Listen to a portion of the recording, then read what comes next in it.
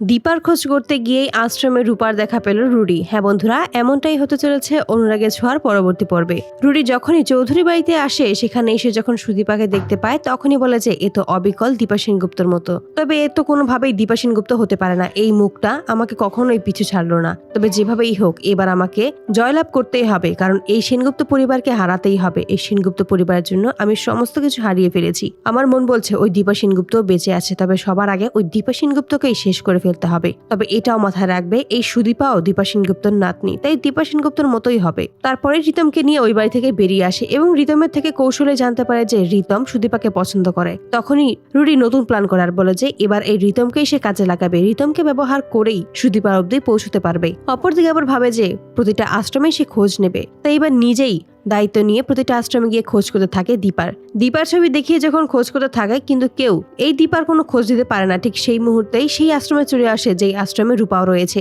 সেখানে এসে যখন হেড মিসের কাছে দীপার ছবি দেখায় একে চেনে কিনা, ঠিক সেই মুহূর্তেই রূপার কথার আওয়াজ পায়। এতে করে চমকে যায় রুডি আর বলে যে রূপা এখানে কিভাবে আসতে পারে।